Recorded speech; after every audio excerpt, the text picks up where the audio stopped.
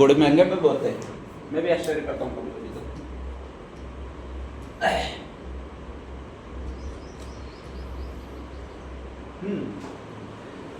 Next है 1572 में महाराणा प्रताप शासक बने।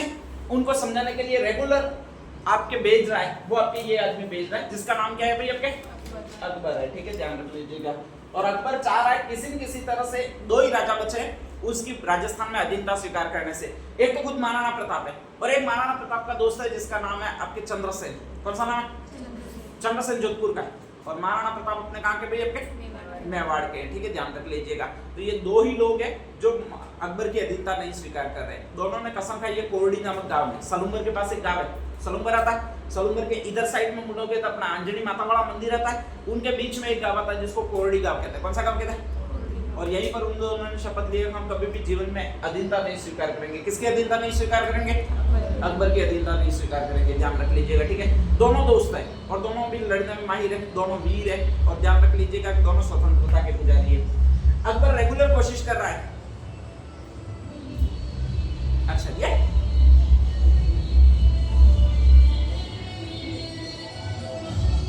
गाना बहुत चला नहीं, अच्छे बोले इसके भी। आजकल डीजे पर यही चल रहा है। नेक्स्ट आई अकबर द्वारा भेजे गए संधि दूत। तो अकबर किसी वजह से ये मानता है कि अगर महाराणा प्रताप अधीन हो जाता तो लगभग भारत अधीन हो जाएगा। भारत तो क्या, भारत तो अधीन ही था यार। लगभग 99% अकबर द्वारा अधीन कर लिया गया।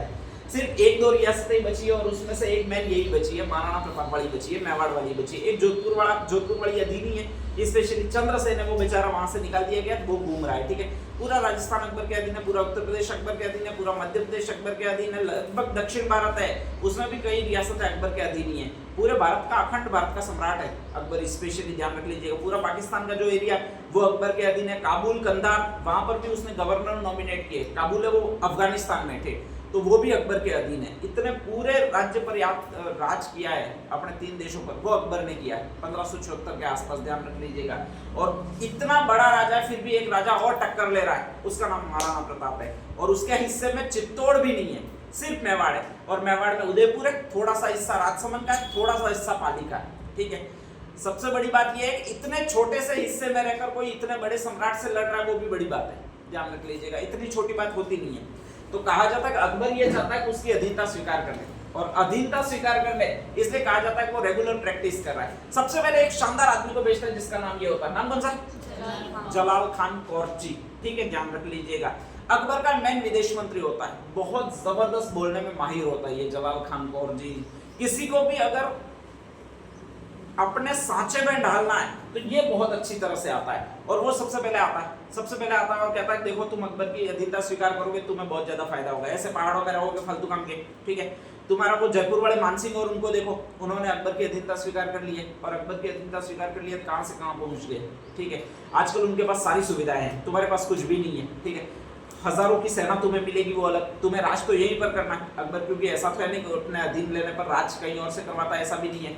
पूरा राज्य ले लेता, ऐसा भी नहीं है। केवल तुम्हें अकबर की अधीनता स्वीकार करनी है, कुछ टैक्स होता है वो देना है, बाकी तुम बने रहोगे। और दूसरा, पूरे भारत की संपत्ति होगी वो भी तुमको मिलेगी विकास कार्य करने के लिए। तो इसलिए विकास कार्य हो जाएंगे। ठीक है, ध्यान रख लीजिएगा। एक दो, और ये इस टेक्निकल वे में बताता है, एक दो बार तो महाराणा प्रताप को हो भी जाता है वास्तव में भलाई है वो अधीनता स्वीकार करने में। ध्यान रख लीजिएगा। रोकती है वो इनकी पत्नी रोकती है। महाराणा प्रताप की पत्नी का नाम अजंते पवार, सबसे ज्यादा बुद्धिमान महिला वो रही है। ध्यान रख लीजिएगा। ठीक है, तो वो रोकती है, स्पेशली कहा जाता है।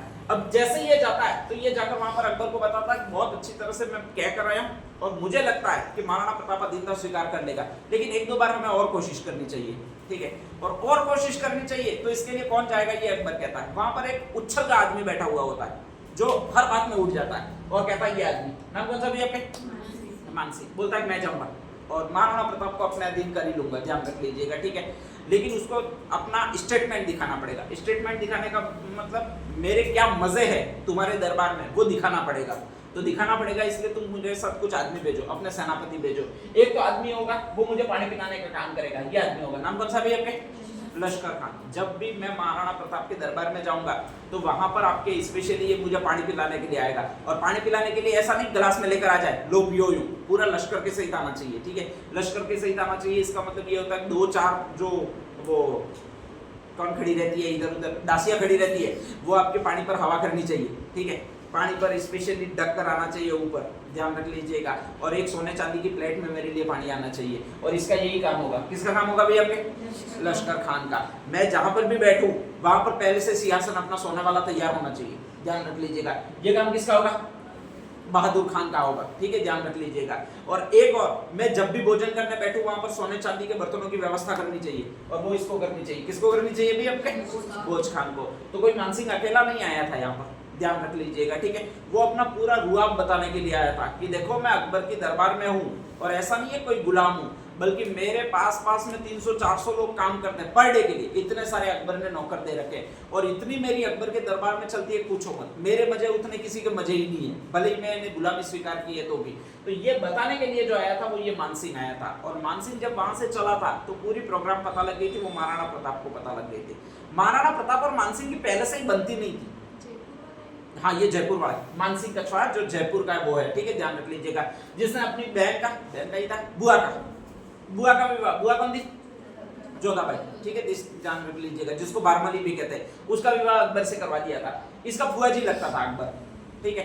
तो लगभग अकबर ने इतनी ज्यादा सुविधाएं दे नहीं रखी थी, लेकिन ये मानसिंह है, वो कहा जाता है इतनी सारी सुविधाएं बताने के लिए आया था। और 3 आदमी अपने साथ, 3 मेन सेनापति थे जो अकबर के दरबार में मेन काम करते थे। ये अकबर के आपके स्पेशली ये था, वो जलपान की व्यवस्था स्वीकार करता था, ठीक है, ये भोजन की व्यवस्था वगैरह स्वीकार करता था, और ये आपके स्पेशली रक्षण वगैरह की व्यवस्था स्वीकार करता था, बैठने की वगैरह, उसके राज दरबार की कैसे बैठने की पोजीशन होगी उसको ये स्वीकार करता था, यानी उसको मैनेज करता था। ऐसे 3 आदमियों को लाया था। ये आएंगे बाद, बहादुर खान, लश्कर खान, और कौन सा भी आपके? भोज खान। भोज खान आपके भोजन लाने वाला, लश्कर खान आपके पानी वगैरह पिलाने वाला है, रेगुलर जलपान की व्यवस्था करने वाला, और बहादुर खान है वो आपके सिंहासन वगैरह को देखने वाला है, ध्यान रख लीजिएगा, ठीक है। तो ये 3 आदमी वो साथ में लाया था। महाराणा प्रताप और मानसिंह की पहले से ही नहीं बन रही है, पहले से ही उनका 36 का काटा है, ठीक है। महाराणा प्रताप कहता है हमेशा अपनी शर्तों पर जीना चाहिए, ठीक है, गुलामी से जीना है तो इससे अच्छा मर जाना बेहतर है। ये कहता है कि मर जाना क्या बेहतर है, इतनी सुविधाएं थोड़ी मिलेगी, ठीक है, ऐसे मरना तो है ही 70-80 साल की आयु के बाद में, लेकिन अगर सुविधाएं भोगने मिलती है तो गुलाम बनकर भी भोगनी चाहिए। तो इसलिए इन दोनों की जमती नहीं है, और जमती नहीं है तो मानसिंह हर समय अपना स्टेटस दिखाना चाहता है, और वो महाराणा प्रताप को बिल्कुल पसंद नहीं है। एक वो हर वक्त बकवास करता है आके कि मेरे फुआ जी ऐसे, मेरे फुआ जी ऐसे। तब महाराणा प्रताप को इच्छा हो जाती है कि कभी गाली दे 2-3, लेकिन वो फिर डर लगता है कि कई साला युद्ध वगैरह हो जाए फालतू काम का, इसलिए वो कहते नहीं है। तो मानसिंह से महाराणा प्रताप की जमती नहीं है, और ये बात अच्छी तरह से वो अजमदेव पवार को बता देते हैं कि यार मेरी इससे जमती नहीं है, ये साला हरामखोर कल आएगा और इसके फुआ जी की बड़ाई करेगा, ठीक है, मेरे फुआ जी ऐसा करते हैं वैसा करते हैं, मुझसे रहा नहीं जाएगा, और मैं अकबर को कुछ बोल दूंगा, और अकबर को कुछ बोल दूंगा तो मुझे लग रहा है युद्ध हो जाएगा, ऐसा लग रहा है। तो कहा जाता है अजमदेव पवार उपाय सुझाती है, तुम एक काम करो कि अपना छोरा है, अगर बाप नहीं जाता छोरा जाता है मिलने के लिए, तो अपना छोरा उसको भेज दो। अपना छोरा कौन है? अमर सिंह। तो अपना छोरा नाना सामरिया उसको भेज दो, लगभग वो आपके है 10-12 साल का है, तो उस अमरिया को भेज दो। तुम एक काम करो, पेट दर्द का बहाना बनाओ और सो जाओ, ठीक है, ध्यान रख लीजिएगा। मैं पंखा करूंगी, उसको फोटो भेज देते कि महाराणा प्रताप बीमार है और इसलिए भेजा जा रहा है। वो किसको भेजा जा रहा है? अमरिया को भेजा जा रहा है, ठीक है। आपके इसको राजमहल में बुलाओ ही मत, साले को बकवास करेगा, फालतू काम का तुम्हें देखने आएगा। तो उसको एक काम करो कि उदय सागर एक झील है, उदय सागर की झील के किनारे बुलाओ, ठीक है, ध्यान रख लीजिएगा।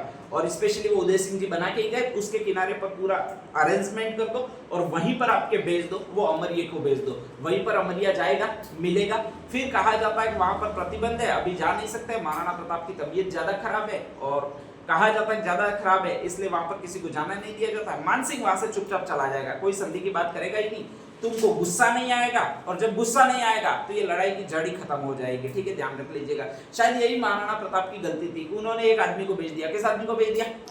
1 नंबर का चोट्टा, ठीक है, ध्यान रख लीजिएगा। 1 नंबर का हरामखोर आदमी, वो बंदा आपके अमर सिंह था, ध्यान रख लीजिएगा, ठीक है। कहा जाता खीर लेकर गया, किसके लिए खीर लेकर गया? मान सिंह के लिए खीर लेकर गया। ये सबसे बड़ा दिलचस्प है इस पूरी कहानी में, यही एक अमर सिंह दिलचस्प है, वो खीर लेकर चला गया, ध्यान रख लीजिएगा, ठीक है। और कहा जाता खीर लेकर गया तो मान सिंह को बहुत अच्छा लगा कि वास्तव में महाराणा प्रताप है वो मुझे भी चाहते हैं कि उन्होंने अपने बेटे को खुद के हाथों क्या लेकर भेज दिए भैया? आपके खीर लेकर भेज दिए।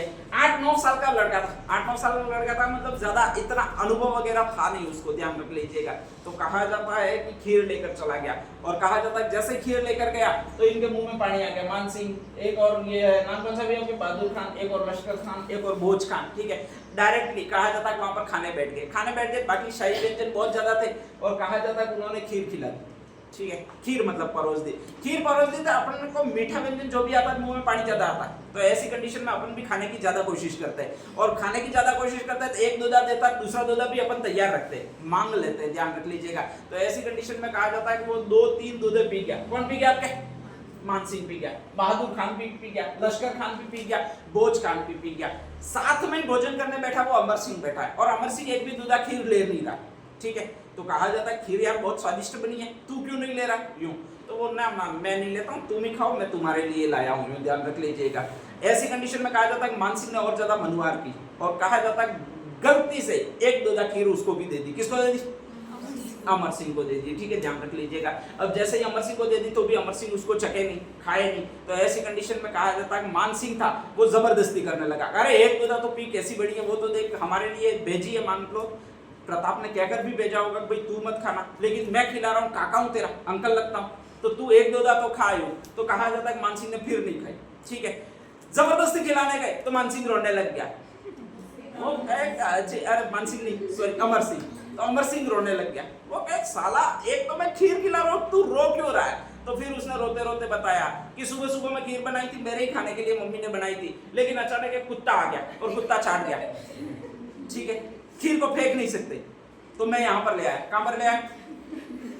भोजन में ले आया।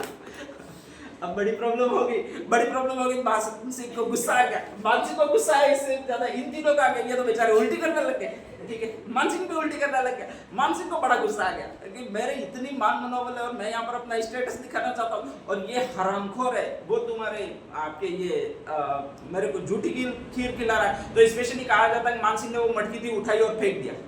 अमर सिंह और जोर जोर से रोने लगा, ठीक है।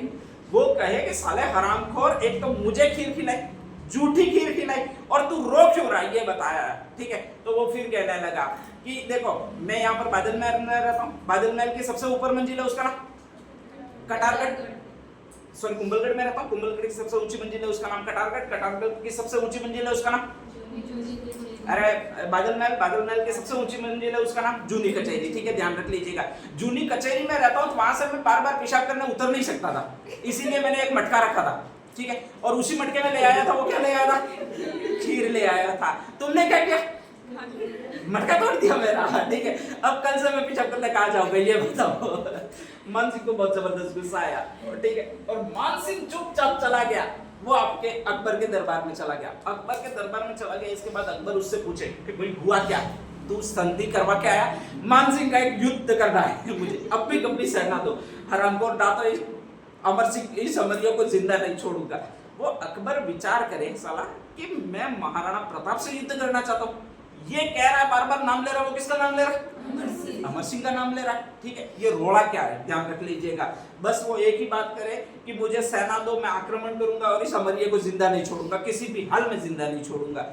अकबर साला सोच विचार में पड़ गया कि आखिर हुआ क्या है भाई, मैं महाराणा प्रताप को कह रहा हूँ, महाराणा प्रताप का एक भी बार नाम नहीं ले रहा है, स्पेशली बार बार नाम ले रहा है वो इसी एक आदमी का ले रहा है, और वो लड़का है, छोटा सा लड़का है, अभी 9-10 साल का है, उसका नाम है अमर सिंह, उसी का नाम ले रहा है कि अमरिया को जिंदा नहीं छोड़ूंगा, अमरिया को मार डालूंगा, अमरिया की बेड़िया डाल दूंगा, अमरिया को ऐसा कर दूंगा, वैसा कर दूंगा, बार बार कह रहा है। इसका उपाय क्या है, ठीक है, हुआ क्या है? तो कहा जाता है अकबर ने उसके पिता से बात की, मान सिंह के पिता, वो उसका नाम ये है, नाम कौन सा है आपके? भगवंत दास। कहा जाता है एक को भेजा था, मान सिंह को तुम्हारे भेजा था संधि करने के लिए, वहां से आया, तब से युद्ध की बात कर रहा, बाकी कोई बात ही नहीं कर रहा है। मैं कह रहा हूँ संधि हुई, तूने महाराणा प्रताप को समझाया नहीं समझाया, कुछ भी नहीं कह रहा है, सिर्फ इतना ही कह रहा है कि मैं युद्ध करूंगा, और युद्ध किससे करूंगा? अमर सिंह से युद्ध करूंगा, अमर सिंह को मारूंगा। तो कुछ पता नहीं चल रहा है, अब ये पागल हो गया है कि हुआ क्या, इंसिडेंट क्या हुई है वो पता नहीं चल रहा है। तो नेक्स्ट आगे तुम पता करो। कहा जाता है यहाँ पर से आया, कौन आया अभी आपके? भगवंत दास आया, महाराणा प्रताप से मिला स्पेशली, ठीक है। भगवंत दास थोड़ा ठीक आदमी था।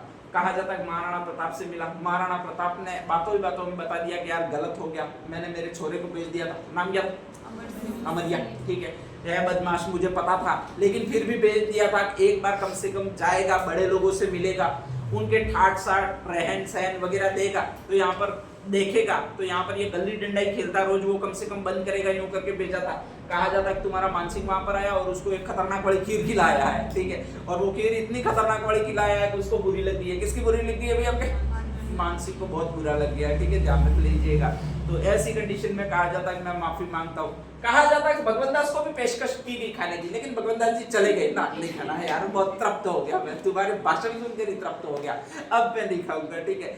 वहां पर भगवंत दास गया और भगवंत दास ने ये बात सारी सारी बताई, वो अकबर को बताई। किसको बताई?